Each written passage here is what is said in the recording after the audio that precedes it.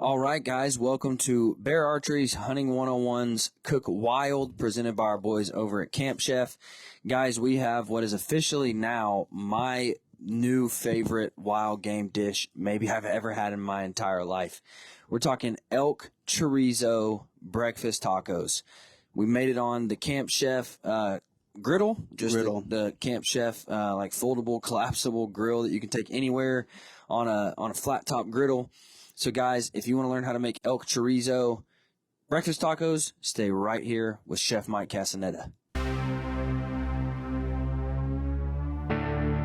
Welcome to Bear Archery's Hunting 101 podcast, where hunters new and old come to learn and find inspiration from stories of hunts gone by. Everyone is welcome to enjoy the outdoor way of life, and there is no better time to start than right now. So let's head into the great outdoors with your host, Dylan Ray.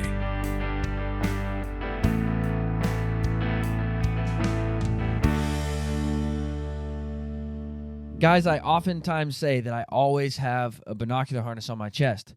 What good is a binocular harness without a good set of binoculars?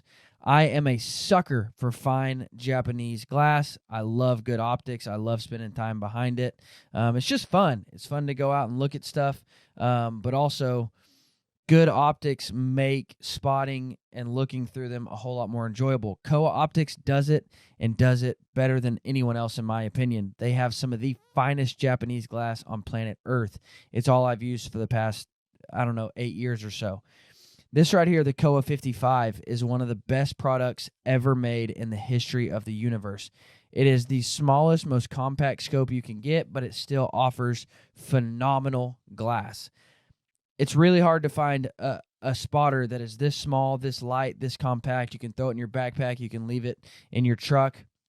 It's so small and so compact, but it still offers phenomenal glass. This is one of my favorite products ever. Guys, if you're in the market for new optics, I would highly encourage you to check out Kowa Optics because they are, in my opinion, the best glass that you can buy. Go check them out. All right, Mike. So before we dive into the actual making of the tacos, let's talk real quick about the ability to make wild game into chorizo, because that's something that never would have crossed my mind. Mm-hmm. I would, if I had ground deer, I would maybe try to season it to taste like chorizo, mm-hmm. but I would never prep my meat into chorizo. At the time of butchering, I would never prep my meat into chorizo. But we had some elk chorizo, and so I did a little digging into when I go to process my next deer, I will be making a bunch of chorizo. So Absolutely. I was doing some digging into how to prep that meat into chorizo. So chorizo is a Mexican sausage, mm-hmm. right? Yeah. It's not technically breakfast. You can eat it. You can eat it anytime, but that's typically when we would eat it. Mix it with some eggs. Who's we? My family. Oh. I thought you said we together. That's when we would eat it. I thought you were talking Mexicans. As a nation, that's when we would eat it as Mexicans. Yeah. So it's delicious. You literally you and I we scramble it up with some eggs. Don't jump into it yet. We got to talk about how to make chorizo. Oh, so just how to make the actual. Okay. So chorizo is going to be a fatty sausage. So unless you're doing it out of bear or wild hogs, you're going to have to add fat. If you want to make it out of elk or deer, mm-hmm. Moose, whatever you want to make it out of, you're going to have to add fat. So what I read, a good ratio would be 4 pounds of meat mm-hmm. to 1 pound of pork fat. So if I wanted to come out with 5 pounds of chorizo, then I would do 4 pounds of venison or elk or moose, whatever, and 1 pound of pork fat, and that would give me 5 pounds of chorizo. Mm-hmm. So I like it. So once you grind up we'll just say deer, because I'm about to start deer hunting. It's coming on us quick, so I'm about to start deer hunting. So we're gonna say deer, because the first deer I kill, I'm making chorizo. So I grind up the venison, I get 4 pounds of it, and then I add a pound of pork fat. What all do you add to season chorizo? So I would say one thing I like to personally do is add a little bit of vinegar to it. I think it's going to give it a little bit of an acid pop, and I like a little brightness to it. But you're going to add whatever the chili peppers you like to it. So, for example, I just went to the Spice Merchant in Wichita, and they have a bunch of beautiful ground peppers. So if you want some spice, you can add like chili de árbol. You can add some things like chipotle if you want a little smokiness to it. Personally, I like things like guajillo. Paprika is going to give you like that nice color that you're going to notice from chorizo is red. Yeah, chorizo, you're always going to have that typical bright red orange. Yeah, almost. that typical color to it, and that's where you're getting it from, adding all the chiles to it. But you're always going to have things like garlic. That's going to give it the flavor, a little bit of onion maybe. Everything ground, of course. Now we're doing this all before we put it in bags and freeze it. Absolutely. Like, So you're gonna unthaw chorizo. You're not gonna have to, you're not unthawing deer and pork and then seasoning it afterwards. You're gonna do all of this before you ever package it. exactly. and put So away you will here. have all your ground meats. You can add your peppers that have been ground up into a powder. So adding things like cumin, it's going to give it all of your typical Hispanic flavors. So oregano, things like that. And you're adding quite a bit of this stuff too. It's not like Correct. Yeah. because chorizo is a very Spiced, very spiced. It's I was very gonna say powerful. Like you yeah, can- it's very present. We can even try to come up with something for the podcast. We'll have kind of like just a easy base recipe Yeah. of chorizo, so we can have something for you. And what's so good about this is when you prep your meat that way, it's going to be saturated in all that pepper and all that flavor. I swear to you, you could have tricked me into thinking that was pork. Like, Yeah. I would have never thought I'm eating elk. Yeah, and you'll see so many recipes, so many blogs and things like that to say, oh, you won't know that you're eating deer, you won't know that you're eating whatever. And then if you're a hunter, you might be like, oh, okay, yeah, you can barely taste the game or whatever. But a random person who's never had game before is gonna be like, yeah, this is different. This I think truly so. is one of those things that you eat it and you're like, this is just chorizo. You would never have any idea. It was seriously, it was my favorite wild game dish I've ever had. So one of the beautiful things about if you do make chorizo like this, you can actually take some of this prepared chorizo and you can mix it with any kind of like elk or venison as well, and you can make burgers with it. Ah. Yeah, and then just throw some cheese on there, throw it on a bun, and it's insane. So next month, stay tuned for Chorizo burgers. chorizo burgers, but we're going to make it jalapeno popper burgers. Yeah, that sounds good. Oh my gosh. What do you call those, fat daddies? Where it's like the cheese and peppers in the middle of the burger? What do you call that?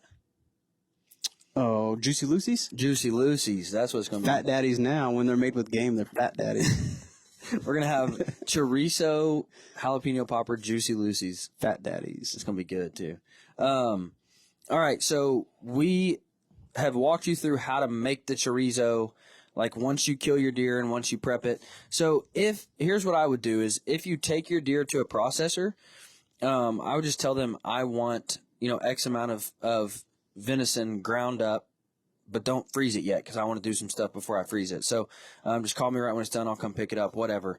If you do it at home, which I really want to start getting into more of. I've only butchered a couple deer on my own, but I want to get more into that. So if you're doing that at home, you would just grind your venison, grind your pork, mix it all together, put it in your freezer bags, and then freeze it. So we unthaw our chorizo. What'd you do this morning? We did some magic this morning. Oh, my gosh. That's what we did. So I had 6 tacos at 9 a.m. At least 6 tacos. I thought he was going to throw up, but Still might. we started off just searing off the chorizo, getting everything mixed up. Threw down some oil. And you got that thing piping Yeah, hot. that thing was smoking hot. So these tacos were ready in no time. That was another benefit. I mean, you could have. I got to your house at 9 o'clock, and we were eating tacos at 9:30. I looked at my watch. Yeah, and that was us And that's messing with around filming. too. Like, yeah. we had to film it all and stuff, do interviews, and So easily within 10 minutes, I mean, you could have fed a family of 8 people probably easy. with everything that we Easy, had. yeah. So I had one baked potato that I cubed up. I threw some oil down, got it so seasoned you up. already baked the potato. So you Yeah, baked the I had a potato that was left over. I just cubed it up. I threw it down because obviously that's going to cut down the cook time.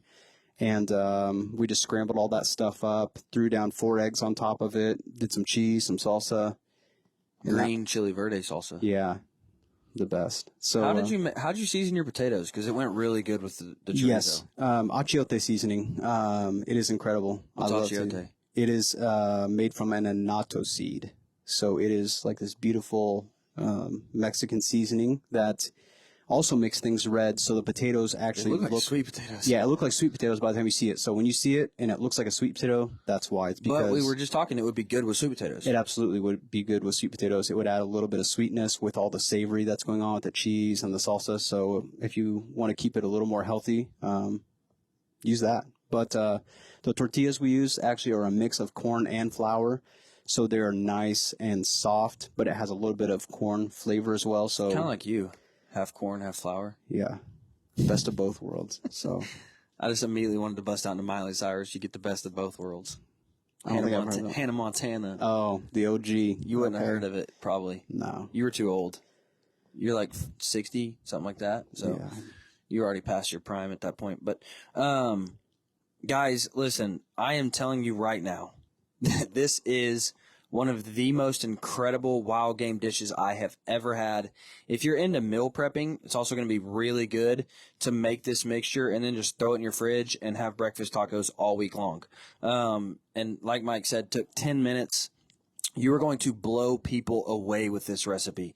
This is not, we literally went into a restaurant that you kind of contract with, went into a restaurant and we're like, hey, would you put this on the menu?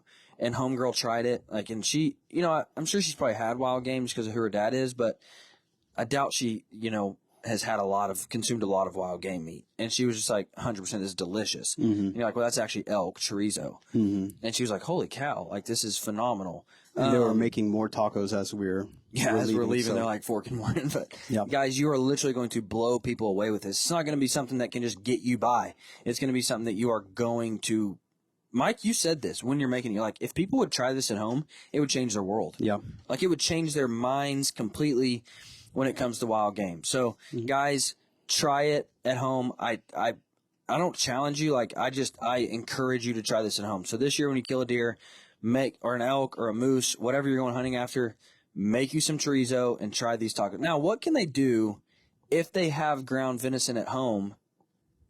They thaw it. Can they get chorizo out of that? Like, if they say, well, I don't want to wait until I kill another deer. I want to try this right now. Yeah, absolutely. Like I said, we will have a base recipe to kind of give you that chorizo vibe to it. So, thaw it out. You can mix it up, let it sit in your fridge just for a little bit. And you're still going to add fat. Yeah, we'll still add fat. So we will have a base recipe that they can follow and give them just a rough idea of what you're looking at there. I'm an arrow junkie. I can't help it. I love building arrows. It's my passion. I can remember growing up, my dad, for him, it was sitting there sharpening knives. He loved to do that. For me, it's building arrows. It's sharpening broadheads. It's fletching arrows. It's playing with arrow weights and FOCs and all that good stuff. I love going out in my bow shop and messing with arrows. A good friend of mine, Dan, he started a company called Arrow Junkie. First off, what caught my attention was the incredible looking apparel. If you don't like Sasquatch carrying a bow, dragging a deer, there's something wrong with you. But as an arrow junkie, he sells me all the equipment that I need to build my own arrows, from arrow saws, arrow squares, arrow jigs, everything that I need to build my own arrows. He's got all the fletchings, all the wraps, all the glues, everything, broadheads, fill tips, inserts, outserts, everything you need to build your own arrow. Also, he puts out some really good information on how to build your own arrows. Guys, it doesn't have to be difficult, and it really doesn't even have to be that expensive. You can build an entire arrow building kit for $400 or so. And then all of a sudden, you can build the best arrows that you can possibly have because you're building them yourself. You know them. You're putting the time and effort into them. So, guys, I would highly encourage you to check out Arrow Junkie for all your arrow building needs. He's phenomenal. They're phenomenal. Go check it out. Check the description below, and we'll give you a simple recipe to try this at home. But feel free to try some different spices. If you're like, man, I really like more oregano in it, whatever you might like flavor-wise, try it.